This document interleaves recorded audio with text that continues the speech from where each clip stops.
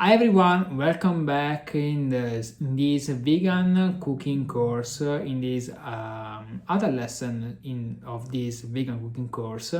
Once again, my name is Davide Sciotta, and I will guide you in this journey where I will explain you, I will show you that vegan diet and cook vegan is easier than we think.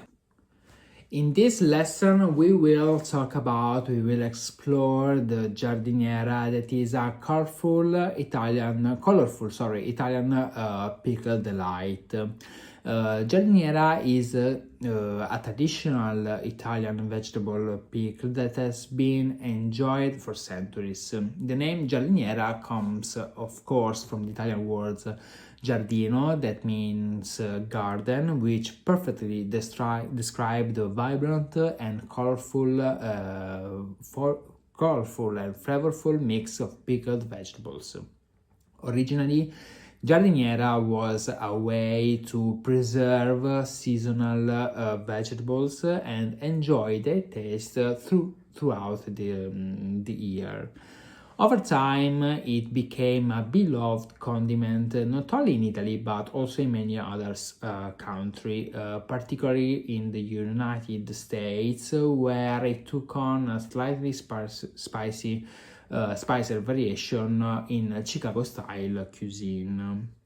One of the best things about giardiniera is its versatility in terms of ingredients. A classic Italian giardiniera typically includes vegetables such as carrots, cauliflowers, bell peppers, celery, green beans, and pearl onions. However, many other vegetables can be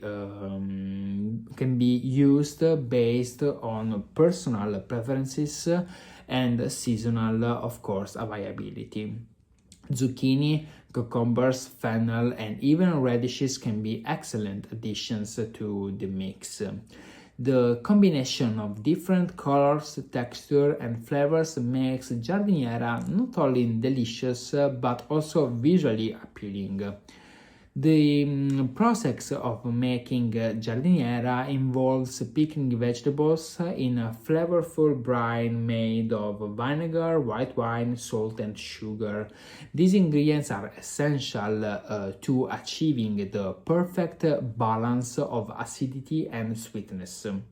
Some variations also include garlic, mustard seeds, black peppercorns, bay leaves, and chili flakes for an extra kick.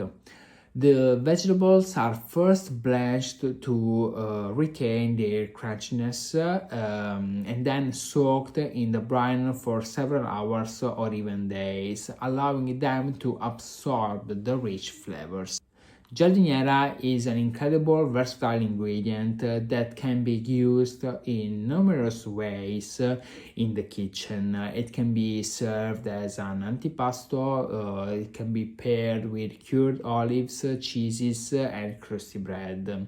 It also makes an excellent topping for sandwiches, for example, adding a tangy and crunchy contrast to grilled vegetables or even a classic caprese sandwich.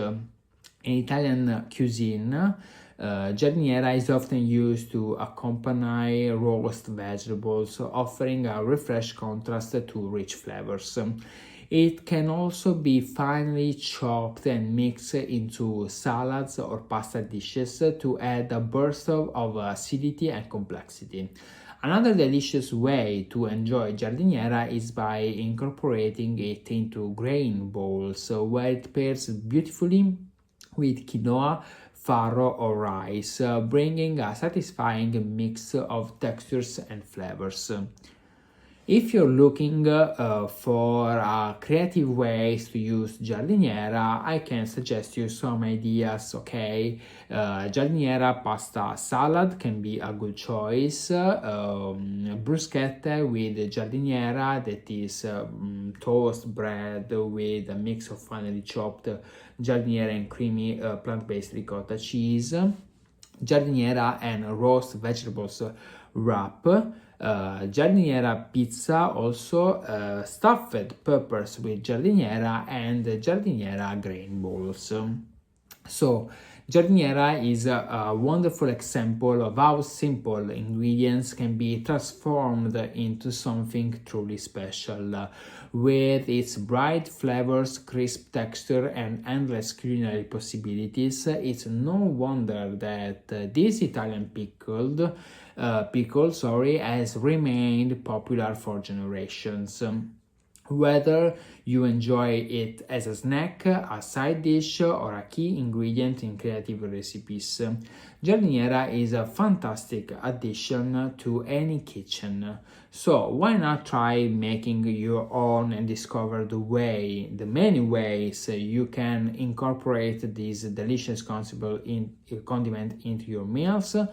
Now let's stop talking, let's make giardiniera together. When it comes to making a vegetable giardiniera, the very first step, of course, is selecting the right vegetables, okay? Traditionally, giardiniera was created, as I said before, as a way to preserve seasonal vegetables for the other months, allowing us to enjoy their flavors long after the peak season has passed. For this reason, it is always best to use fresh, high quality, seasonal produce. The most common vegetables found in giardiniera include celery, carrots, onion, cauliflower, radishes, and bell peppers. But the choice, of course, of vegetables can vary depending on personal preferences or simply what you have available in your fridge. Sometimes giardiniera is also a great way, in fact, to reduce food waste by using vegetables that are about to spoil. For today's recipe, we'll keep things simple and use just 3 ingredients, okay? The bell peppers, carrots, and celery. They are easy to find and work wonderfully together in both flavor and texture. Before anything else, it is important, as you see, to wash the vegetables thoroughly, and this helps remove any dirt, pesticides, or residues that may be on the surface. For the bell peppers, we have to cut them in half, remove the seeds and the inner white membranes, and then slice them into strips or bite-sized pieces. The celery, since the celery can be quite fibrous, it is a good idea to use a vegetable peeler to remove the toughest outer fibers. This will make the celery more tender and enjoyable to eat. For the carrots, we just peel them and slice them into not too thin rounds, keeping them slightly thick, ensures they stay crisp after cooking. Once all the vegetables are cut, we place them in a large bowl and set them aside.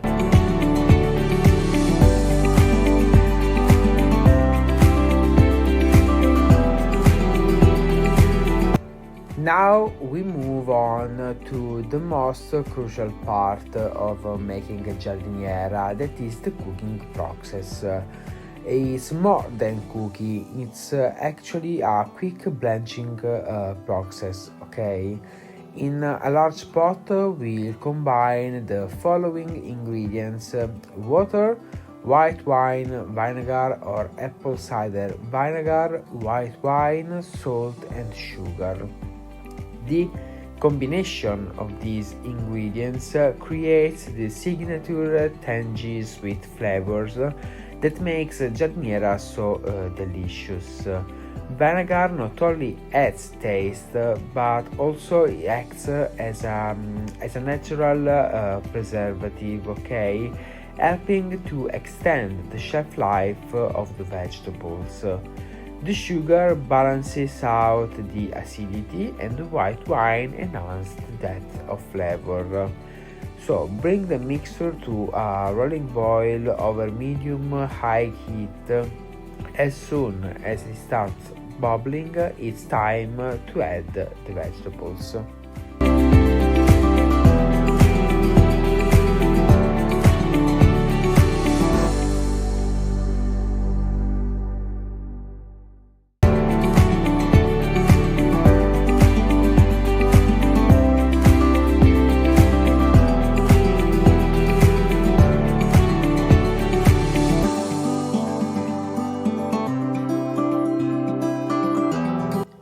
So once the water is boiling, we drop the vegetables into the boiling liquid and stir gently with a wooden spoon to ensure even cooking.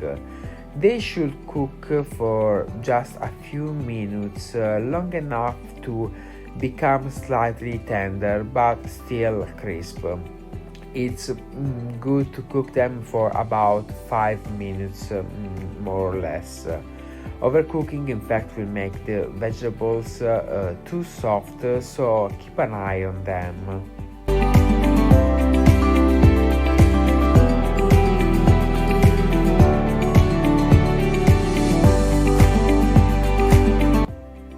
Once they are cooked, to stop the cooking process and maintain their vibrant color, the vegetables must be quickly cooled down. The best way to do this is by transferring them to a bowl of ice cold water immediately after blanching. This method, called shocking, helps lock in their bright appearance and crunchy texture. So we let the vegetables sit in the cold water for about 15-20 minutes until they are completely cooled. Meanwhile, don't discard the flavor cooking liquid, we can use it later.